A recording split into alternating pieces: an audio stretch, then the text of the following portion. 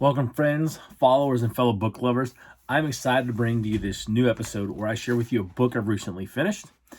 This is Iron Will's Book Reviews, a Turning Leaf Solutions production. And today's book is Think and Grow Rich by Napoleon Hill. You may have seen me just post this on social media today. If you're catching this episode today, why this book? I read this book because it's a long-standing classic leadership and business book. 2, I've heard multiple friends and business partners mention it.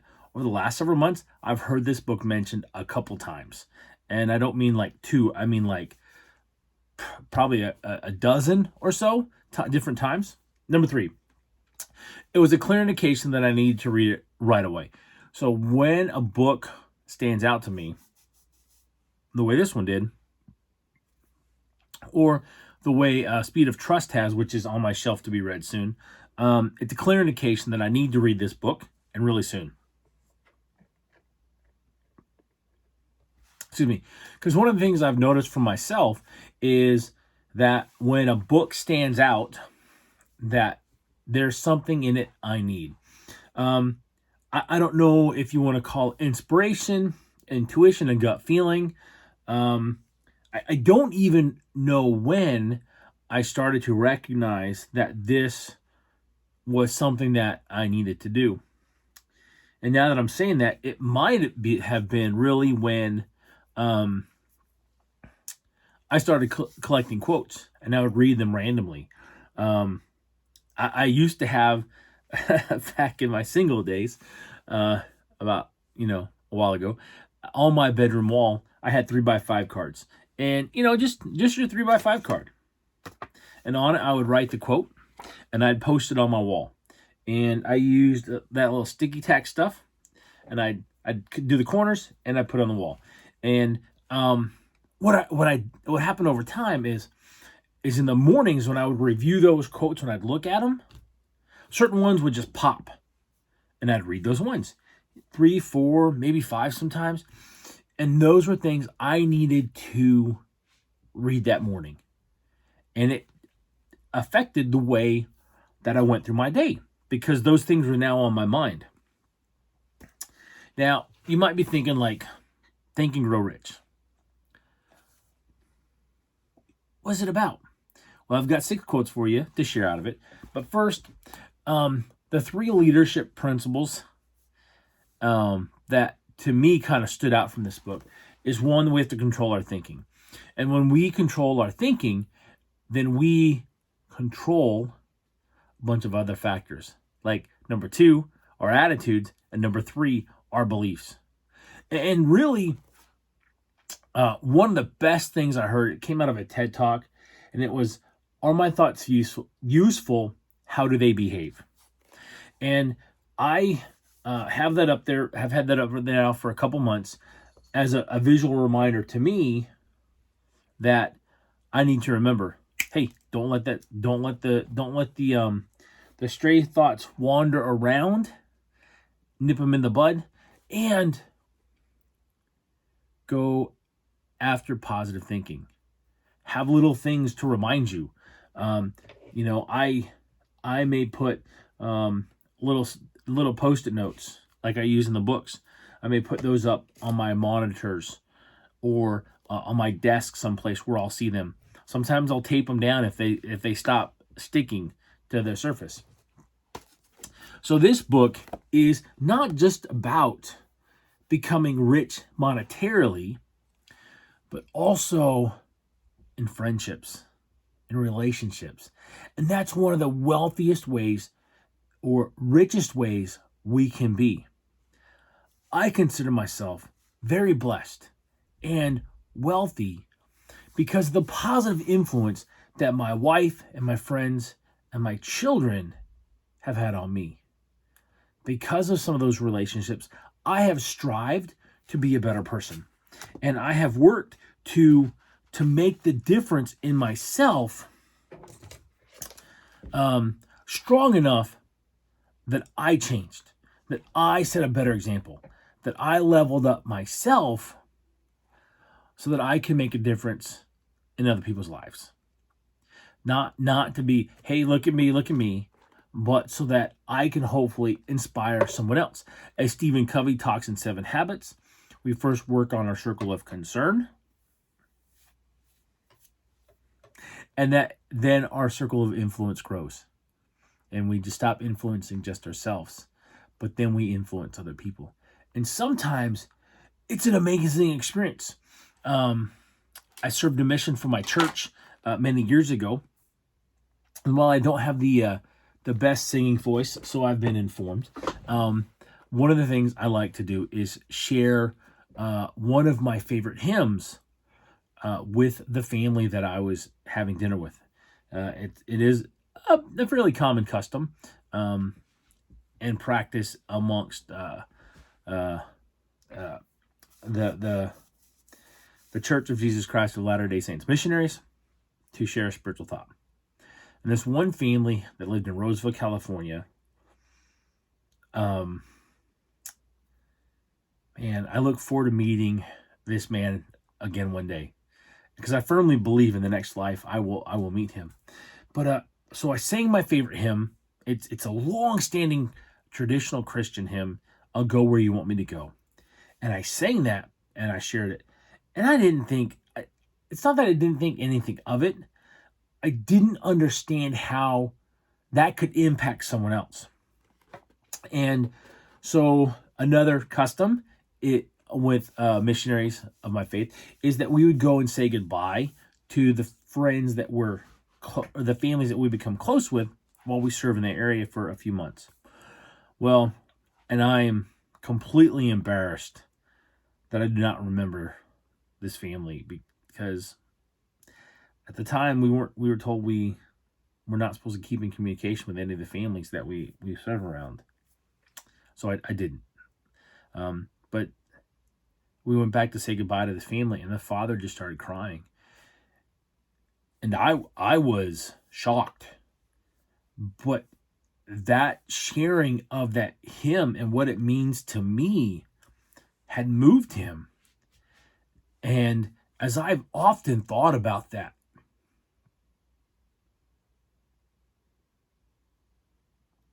one of the things I regret is not keeping in contact with that man, with that brother, that fellow follower of Christ. And I hope he and his family have had amazing lives.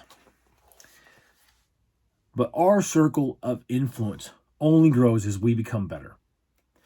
And as we include more people who are amazing people, then our circle of influence has ripple effects. And like with this situation with this fellow follower of Christ, I had an impact that I didn't expect. And sometimes that happens and you never hear about it. And that's amazing, because I don't want the accolades for the influence I have,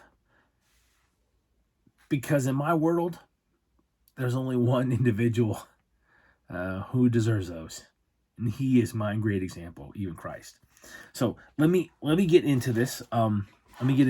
These quotes, okay? Number 1. Success requires no apologies. Failure permits no alibis. And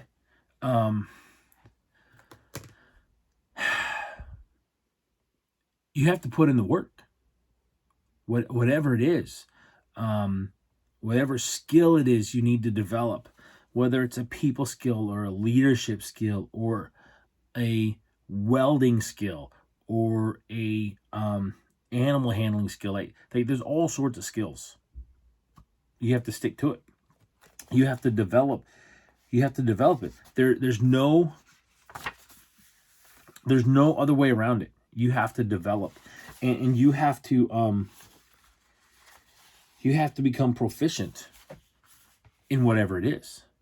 Okay? And that's just how that works. All right, number 2. It is my duty and a privilege to say I believe, and not without reason, that nothing is impossible to the person who backs desire with enduring faith. So one of the key things that we need is faith in what we're pursuing, faith in what we're working for. Okay, it's not just an I believe.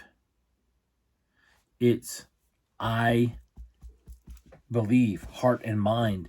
In the ant and the elephant, you have to visual. They talk about the author talks about you have to visualize. Vincent Placenta. Vince Placenta, yeah. Okay, so Vince says, you have to see it, you have to visualize it, you have to create it in your mind. We learn that what we create in our minds becomes reality. Good or bad, the mind doesn't differentiate. So work on that, okay? And I encourage you, of course, to get the book and read it. You can Audible it, probably. You can hit it another way, Kindle, whatever works best for you.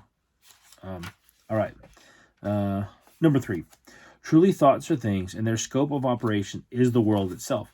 When we look at the world and the things that happen in it, we create the world by what we see. We create the world that we live in. And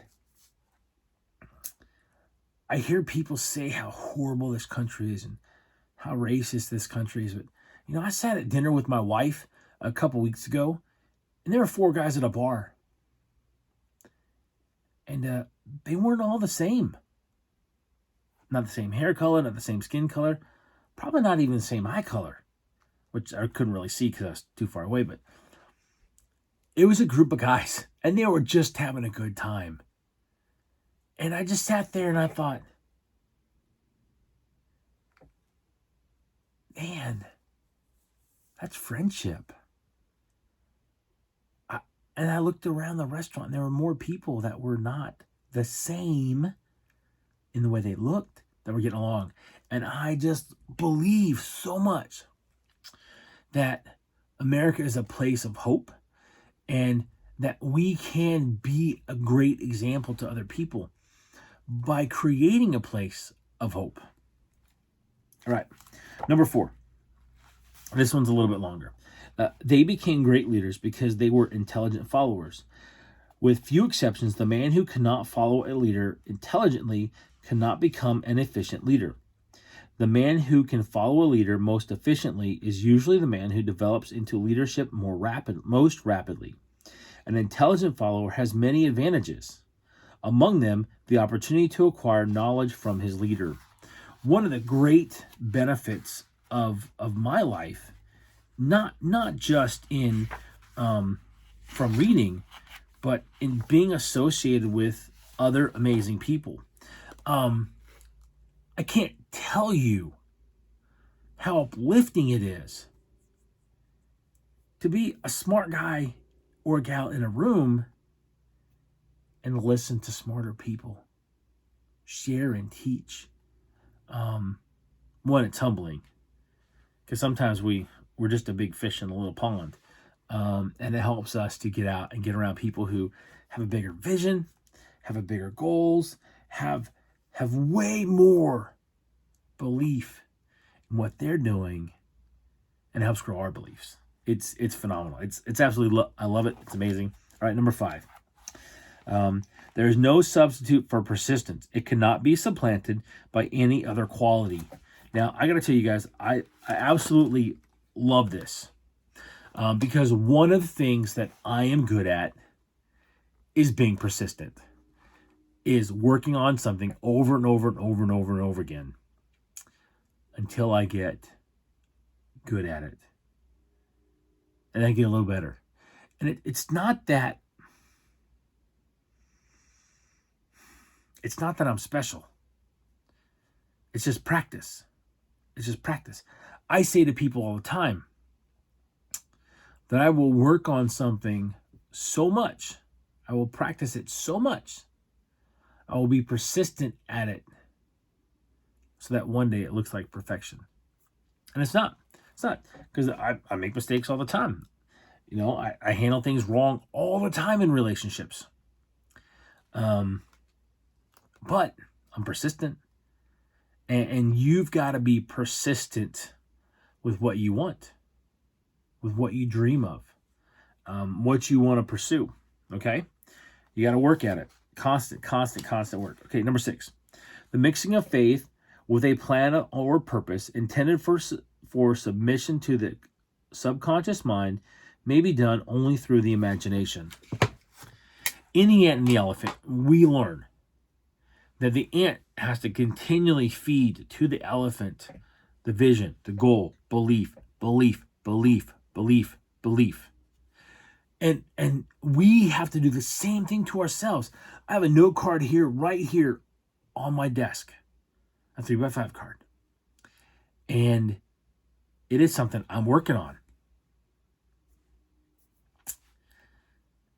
And one of the things that I have a hard time with is connecting my emotions with my goals and bringing them together.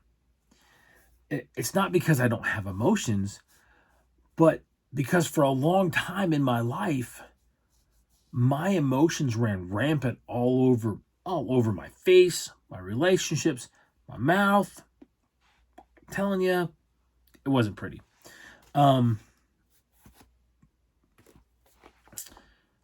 And I had to learn to control them.